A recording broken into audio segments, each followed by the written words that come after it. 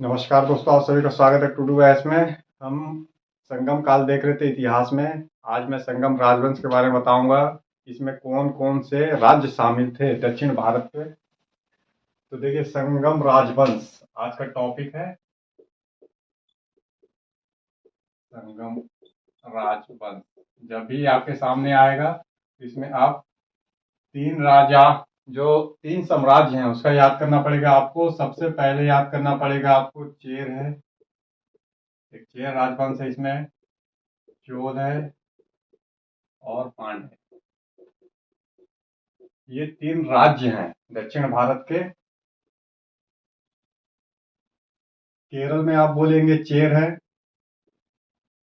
तमिलनाडु में आप बोलेंगे चोल और पांड्य। ये दो हो गए तमिलनाडु।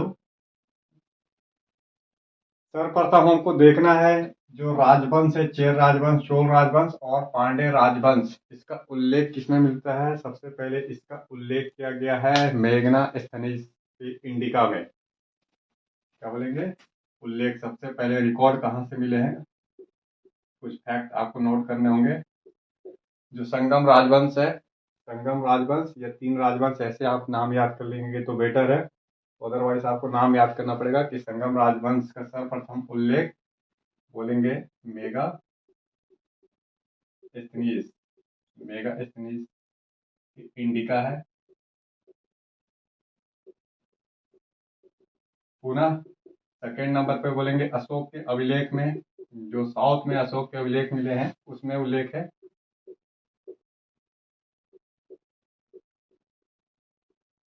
तो दक्षिण के राज्य जो थे, मौर्य के साथ एक फ्रेंडशिप वाला संबंध बनाए हुए थे, मित्रता पूर्वक संबंध था। तो अशोक के उल्लेख में इसका उल्लेख है दक्षिण के राज्यों का। पुनः थर्ड नंबर पे बोलेंगे खारवेल, ये महत्वपूर्ण है। खारवेल एक शासक था उड़ीसा का, कलिंग अर्थात उड़ीसा उस समय का कलिंग था। तो खारवेल का अभिलेख हाथी गुफा अभिलेख, इसका अभिलेख आता है हाथी गुफा अभिलेख।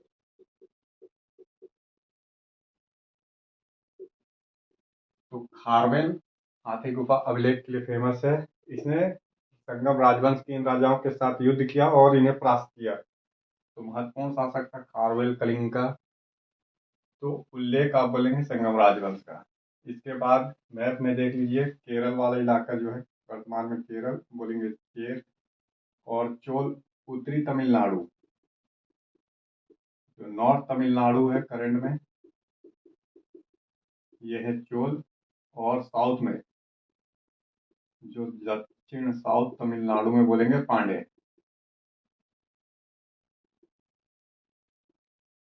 ये हो गए पांड्य, ये हो गए चोल। इस तरीके से पहले आप मैप में थोड़ा समझ लिए और उल्लेख हो गए ये। नेक्स्ट में एक एक करके देखते हैं हम लोग। थोड़ा सा जाना है हमको, इतना डिटेल नहीं जाना है।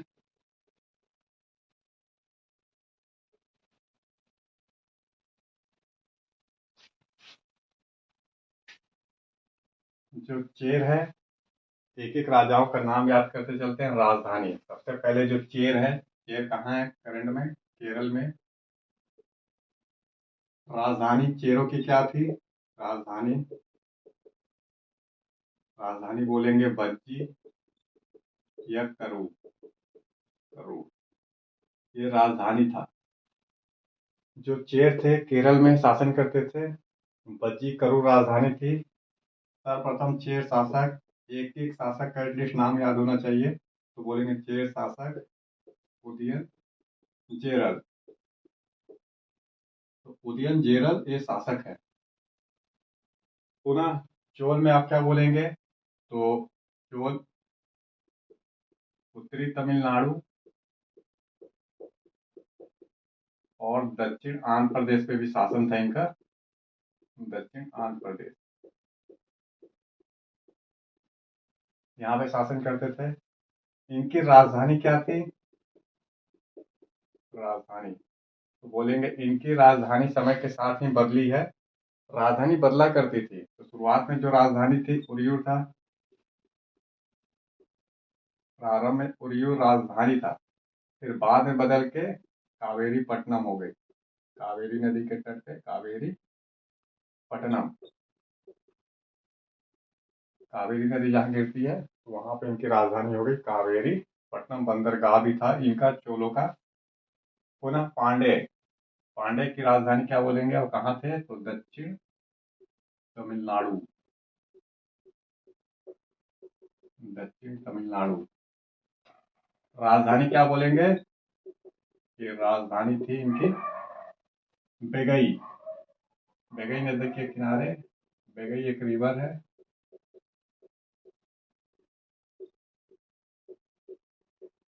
तो बेगई नदी के किनारे मिलेगा आपको मुंदेर, मुंदरई, जो बोलिए मुंदेर या मुंदरई। ध्यान से देखेंगे मुंदेर तमिलनाडु की बहुत बड़ी सिटी है करंट में, तभी पांड्य राज की राजधानी हुआ करती थी। तो आपको इतना जानना होगा। अब एक एक शासक, इसमें तो 6 शासक उदित जनरल पढ़ लिए। चोल शासक करिकाल, करिकाल इसी के नाम पे एक कारिकाल पांडुचेरी रखा गया है। तो देखेंगे पांडिचेरी, येनम पांडिचेरी, माहे पांडिचेरी, करिकाल पांडिचेरी भी है। तो इसमें एक पांडिचेरी कारिकाल पांडिचेरी मिलेगा। ये शासक का नाम था कारिकाल। महत्वपूर्ण शासक था, चोल शासक, जिसने श्रीलंका को ये विजयी किया था। पुनः पांड्य में आपको मिलेगा नेडू जेनियाल, नेडू जेलियान ये शासक है। तो इनका उल्लेख है विभिन्न प्रकार के रिकॉर्डों में, ऐसे उल्लेख है। और थोड़ी थोड़ी बेसिक जानकारी, ये सभी वैदिक सभ्यता से प्रभावित थे। धीरे धीरे ब्राह्मणकृत समाज होता चला गया दक्षिण भारत का। क्लासिफिकेशन भी अलग है, वो पढ़ना हमको समाज और धर्म में। फिलहाल एक नोट्स आप तैयार कर लेंगे कि चेर, करंट में केरल बोलेंगे, राजधानी बज्जी करूर। चेर शासक था उदित जयनर प्राचीन काल में। चोल उत्तरी तमिलनाडु दक्षिण आंध्र प्रदेश पे शासन करते थे। राजधानी उरियूर था, बाद में कावेरी पट्टनम राजधानी हो गया। करिकाल महत्वपूर्ण शासक था। पांडे, पांडे दक्षिण तमिलनाडु पे शासन करते थे। इनकी राजधानी थी मुंदरई, मुंदरई या मुंदेर, और बेगई नदी के किनारे ये। नीडू जेनियाल एक महत्वपूर्ण पांडे शासक था। अब जो ये राजवंश है, इनका एक प्रतीक होता था। जैसे चेर शासक है, इनका प्रतीक चिन्ह क्या है, कभी कोई पूछ लेता है। प्रतीक चिन्ह था, जैसे भारत का प्रतीक चिन्ह क्या है, सत्यमेव जयते है। तो इनका भी चेर शासक का ही प्रतीक चिन्ह था मत्स्य, अर्थात मछली। चोल का क्या बोलेंगे, बाघ प्रतीक चिन्ह था, टाइगर। और इनका पांडे का क्या बोलेंगे, तो यहाँ पे तीर धनुष कर दीजिएगा, तीर धनुष। पांडे का मत्स्य था, मछली। पांडे का मत्स्य मछली था। इनका तीर धनुष चेर का प्रतीक था, और इनका प्रतीक बाघ था। देखिए चोल जो है, दो तरीके के चोल थे। एक तो प्राचीन काल के चोल हैं, एक मध्यकाल के चोल हैं। प्राचीन काल के चोलों के बारे में कुछ विशेष जानकारी नहीं मिलती है, नहीं पूछा जाता है। लेकिन मध्यकाल के चोल के बारे में जानकारी बहुत डीपली होती है। कुछ अंतर है। जो चोल है लगातार बने रहे हैं, प्राचीन काल से लेके मध्यकाल तक चोलों का अस्तित्व रहा। फिलहाल हमको तो प्राचीन काल के चोलों के बारे में जानकारी चाहिए, तो ये बेसिक फैक्ट है। अब है थोड़ा सा और देख लीजिए, जो संगम राजवंश के राजा हैं, किसी न किसी प्रकार से अपने आप को महाभारत के साथ जोड़े हुए थे। कि महाभारत का जो युद्ध हुआ, उसमें अपने आप को ये शामिल करते हैं। जैसे कुछ उदय जनरल का कहना है कि इसने, जो योद्धा था महाभारत में, जितने भी योद्धा पार्टिसिपेट किए थे, उसको भोजन कराया था। तो इसी तरीके से किसी न किसी तरीके से महाभारत के साथ अपने आप को जोड़ते हैं, या उनके वंशज बताते हैं अपने आप को। अब यहाँ पे हम देखते हैं कि संगम राजवंश में हमको क्या क्या पढ़ना है।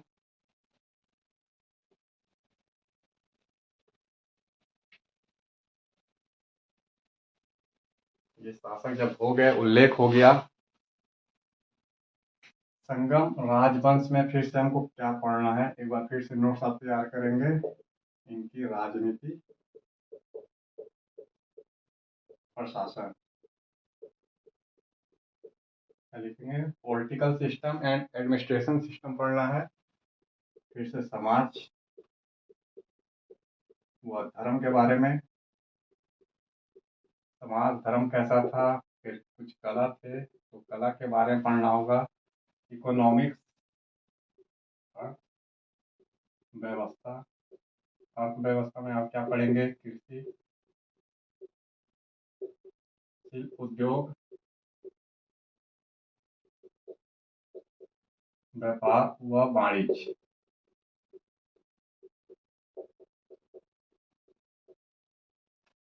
तो ये सब पढ़ना रहता है। क्या क्या पढ़ेंगे, पॉलिटिकल सिस्टम, एडमिनिस्ट्रेशन सिस्टम कैसा था, समाज धर्म कैसे थे, कला, इकोनॉमिक्स में कृषि, शिल्प उद्योग और ट्रेड पढ़ना है। तो मैं आज आपको ये पढ़ाऊंगा, पॉलिटिकल सिस्टम एंड एडमिनिस्ट्रेशन। अगर टाइम बचा तो फिर समाज और धर्म भी देख लेंगे। तो इसको ब्रांच में डिवाइड करके पढ़िए ताकि पढ़ना में आसान हो। सबसे पहला हम पढ़ते हैं पॉलिटिकल सिस्टम और administration system. Political system, administration system. देखिए राजनीतिक व्यवस्था कैसी थी। सबसे पहले राजा, जो राजा होता था, सभी भारतीय प्राचीन काल के राजा जो थे उनको निरंकुश घोषित किया गया है, लेकिन वो निरंकुश नहीं होते थे, उनकी शक्ति पे भी कंट्रोल होता था। तो राजा लिखेंगे कि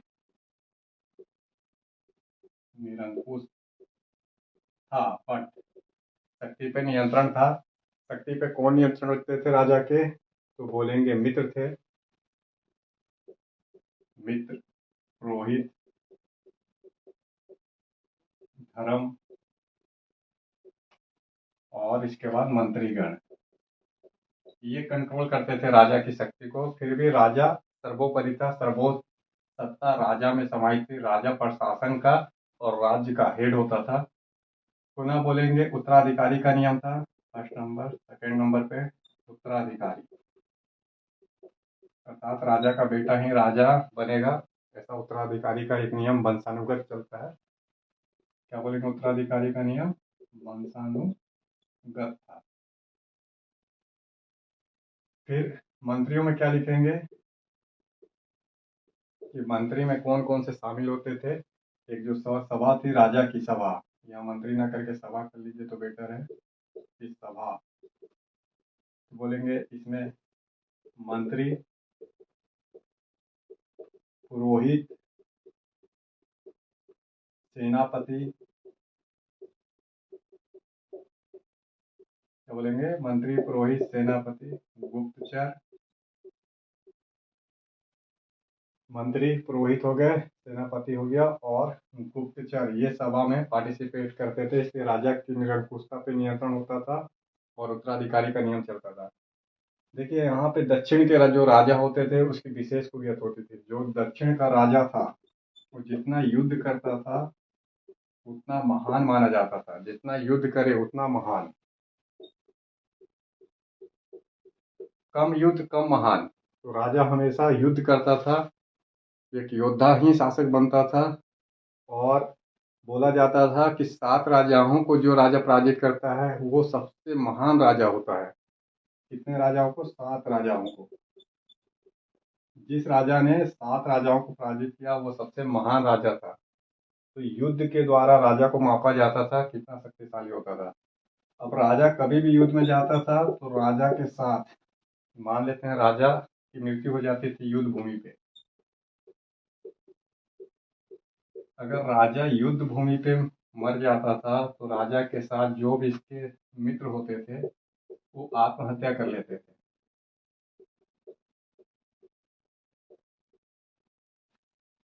तो राजा क्या था, युद्ध भूमि में मारा जाता था तो राजा के जो भी मंत्री थे, सहयोगी थे, मित्र थे, वो सब आत्महत्या कर लेते थे। ये परंपरा बन गई थी। ये परंपरा बाद में लगातार जारी रही दक्षिण भारत में, जो उत्तरी भारत से अलग करता है इनको। तो राजा जो 7 राजाओं को पराजित करे सर्वोच्च था। पराजित राजा जो 7 राजा थे उनके मुकुट को धारण करता था, मुकुट को धारण करता था, दिग्विजयी कहलाता था। अर्थात ये सातों राजा हार गए, इस राजा के अंडर में चले गए और ये राजा सातों राजाओं के मुकुट को पहन कर प्रदर्शन करता था शक्ति का। पुनः राजा जो था युद्ध भूमि में मारा जाए तो उसके मित्र आत्महत्या कर लेते थे, चलन में थी। इस तरीके से राजा के बारे में पता चल रहा है। अब देखिए राजा की सभा, राजा की सभा, जहाँ पे राजा बैठता था, तो कुछ कुछ नाम आपको याद करना पड़ेगा, यहीं पे लिख देता हूँ मैं। जो राजा की सभा थी उसको बोलते थे मनरम। एक शब्द है, राजा की सभा क्या कहलाती थी? मनरम कहलाती थी। जहाँ राजा बैठता था, न्याय प्रणाली अर्थात सुप्रीम कोर्ट का भी काम करता था, न्याय का भी काम करता था, कहाँ बैठता था? मनरम में। अब आ जाते हैं हम लोग प्रांत और स्थानीय सरकार में। ये तो राजा मंत्रीगण के बारे में था। अब प्रांत और स्थानीय शासन। प्रांत व स्थानीय शासन, लोकल गवर्नमेंट। देखिए, राज्य जो दक्षिण के राज थे, तो राज्य को क्या बोला जाता था? बोलेंगे मंडलम। राज्य को मंडलम बोला जाता था। जो जिला होता था, जिला को क्या बोला जाता था? नाड़ू। नाड़ू। गांव को क्या बोला जाता था? गांव में भी छोटे गांव बड़े गांव होते थे, तो पेरूर, सिरूर, ये गांव थे। ये छोटे गांव क्या बोलेंगे? छोटे गांव। और ये बड़ा गांव। कुछ कुछ नाम तो आपको याद करना पड़ेगा तमिल में। पेरूर, सिरूर। सिरूर छोटे गांव, पेरूर बड़े गांव। शहर को क्या बोला जाता था? पुर। ये शहर होता था। इस तरीके से राज्य को मंडलम, जिला को नाड़ू, पुनः गांव को पेरू, सिरूर, छोटे गांव बड़े गांव, और शहर। फिर देखिए, स्थान प्रशासन विशेष है। जो स्थान प्रशासन है, शासन है, लोकल गवर्नमेंट। दक्षिण में जो संगम राजवंश था, हमेशा से स्थान प्रशासन महत्वपूर्ण भूमिका निभाया है, हमेशा से स्वतंत्र रहा है। ये क्वेश्चन पूछता है कि दक्षिण में, या तो चोल के बारे में पूछ लेगा कि सबसे महत्वपूर्ण विशेषता क्या थी, बोलेंगे सबसे महत्वपूर्ण विशेषता स्थानीय शासन था, यानी कि लोकल गवर्नमेंट। लोकल गवर्नमेंट क्या? जैसे आज पंचायत देख रहे हैं आप, थ्री टायर सिस्टम है पंचायत का। तो एक ग्राम स्तर पे है, एक क्या है ब्लॉक स्तर पे, एक जिला स्तर पे। तो ये व्यवस्था प्राचीन काल से ही दक्षिण भारत में रही है। हमेशा से वहाँ के गांव शहर स्वतंत्र रूप से काम किए हुए। जो भी गांव है, शहर है, हमेशा से स्वायत्त रहे हैं, स्वतंत्र। इन पे कभी भी राजा ने नियंत्रण नहीं किया, ना ही अधिकारीगण। तो अधिकारी ना राजा कभी भी इसको कंट्रोल नहीं करते थे, बल्कि स्वायत्त होते थे। तो गांव हो या शहर हो, वहाँ पे खुद की उनकी पंचायत होती थी, डिसीजन लेने का काम करते थे कि कितना टैक्स लिया जाए, तालाब का निर्माण किया जाए, पुल का निर्माण किया जाए, एजुकेशन व्यवस्था क्या हो, ये गांव और शहर की सभा कर लेते थे। इसको बोलते हैं स्वायत्ता। इसमें ना तो अधिकारी का कोई दखल अंदाजी था, ना तो राजा का था। ओनली जो अधिकारी गण थे, ये क्या करते थे? सलाह देने का काम करते थे। तो सलाह हो या पर्यवेक्षक का काम करते थे।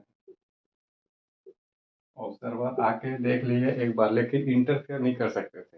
वो इंडिपेंडेंट रूप से काम किए थे। इस कारण से स्थान शासन क्या थी? स्वायत्त थी, स्वतंत्र थी दक्षिण भारत की। और चोल के बारे में विशेष रूप से तो ये बोलेंगे आप लोकल गवर्नमेंट में। और कुछ इस तरीके से नाम आपको याद करना पड़ेगा: पेरूर, शिरूर, नाडू, मंडलम, पुर। शहर को पुर बोला जाता था। तो ये हो गया आपका प्रांत स्थान शासन। एक बार थोड़ा टेक्स्ट देख लेते हैं।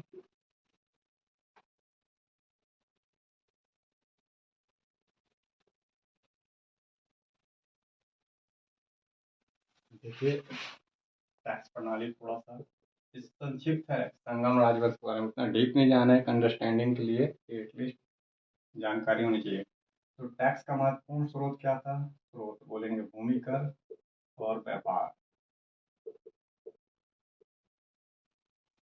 तो भूमि कर और व्यापार, व्यापार तो स्टार्ट हो चुके थे, ये मैंने आपको पहले ही थोड़ा बताया है कि व्यापार रोम साम्राज्य के साथ चल रहे थे दक्षिण भारत में संगम राजवंश के।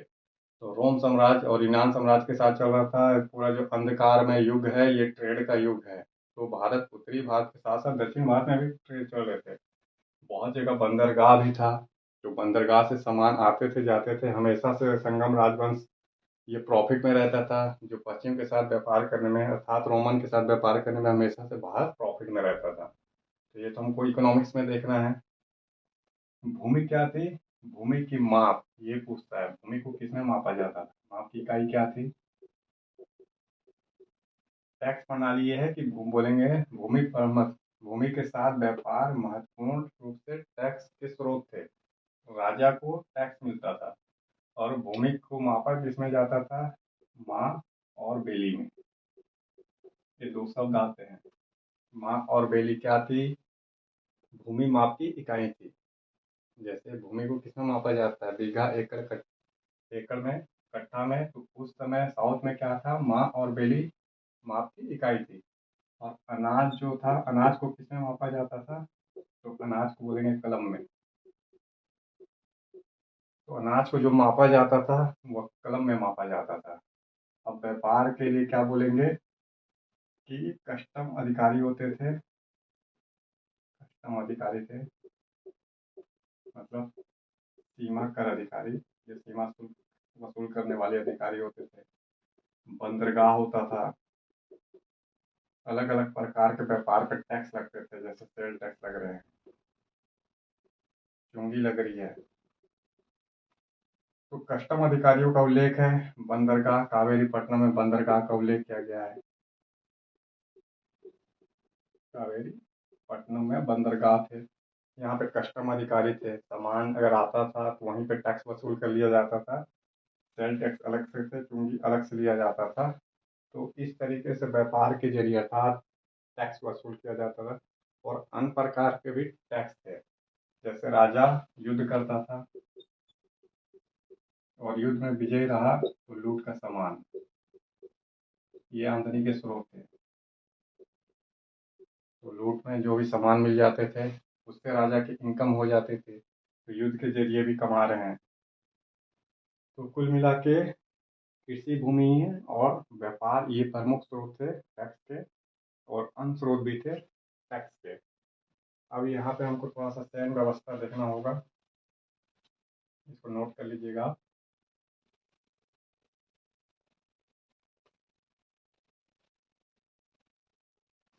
सैन्य व्यवस्था,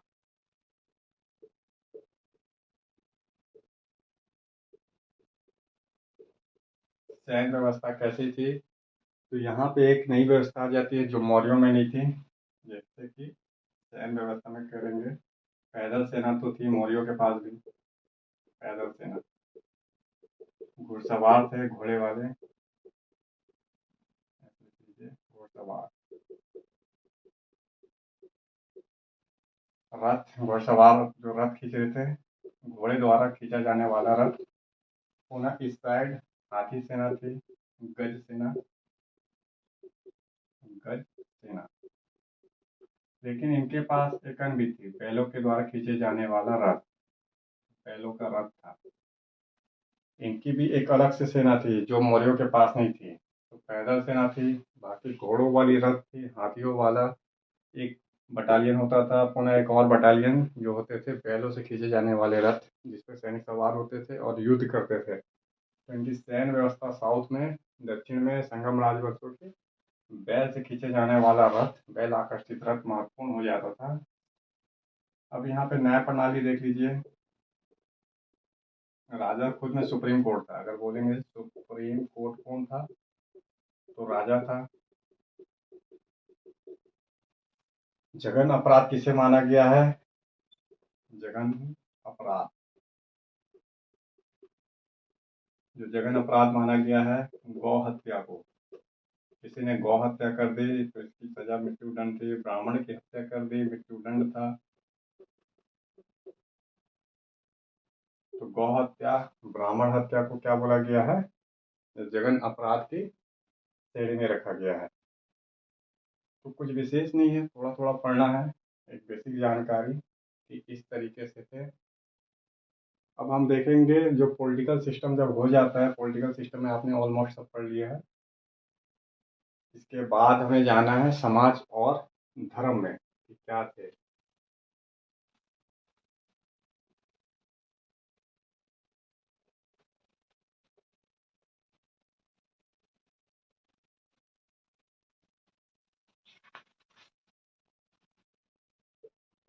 समाज व धर्म, ये दो टॉपिक है। तो देखिए, एक साइड में धर्म कर देता हूँ, दूसरे साइड समाज, समाज और इस साइड धर्म।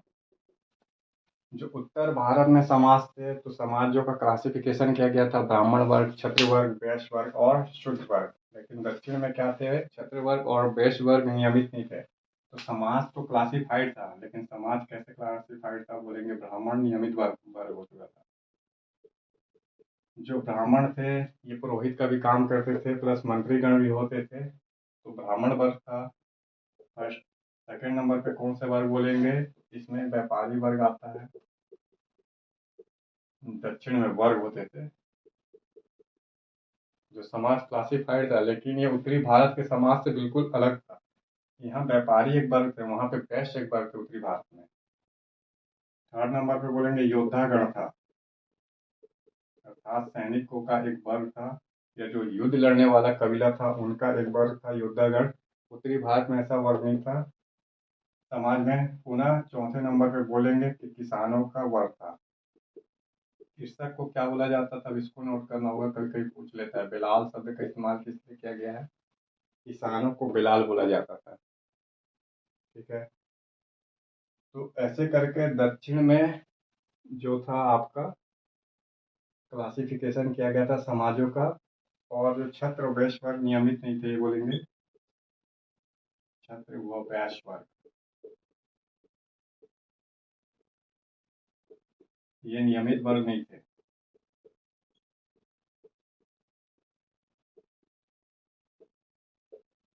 सर्वोच्च वर्ग लेकिन ब्राह्मण का था। धीरे धीरे ब्राह्मणवाद धर्म का प्रचार प्रसार हो रहा था। रिजल्ट ये है कि पुरोहित के साथ साथ मंत्री पद पे भी थे, दान मिलता था इनको, तो इनकी एक सर्वोच्च सत्ता समाज में स्थापित हो चुकी थी। क्षत्र वर्ग वैश्य वर्ग नियमित रूप से नहीं आया था। हालांकि राजा जो था वैदिक धर्म को मानता था, यज्ञ भी करता था। लेकिन आपको इतना बोलना है, यहाँ पे एक शब्द आता है एनाड़ी समाज में। एनाड़ी का मतलब क्या, देखिए ये सब एक जगह नोट्स करना है आपको कि बेलाल का मतलब क्या होता है। बेलाल का मतलब किसान। एनाड़ी शब्द क्या लिखेंगे, सेनापति, सेना नायक या सेनापति, ऐसे करके एक शब्द लिखेंगे। एनाड़ी मतलब सेनापति। धर्म क्या बोलेंगे कि वैदिक धर्म को मान रहे थे, वैदिक धर्म का चलन था। राजा यज्ञ करता था, दान देता था। पुनः वैदिक देवता थे। आगे क्या बोलना है आपको कि वैदिक देवता थे। तो वैदिक देवताओं दक्षिण में भी उपस्थित थे। कौन कौन से देवता, तो इंद्र, यम, कुबेर, वरुण,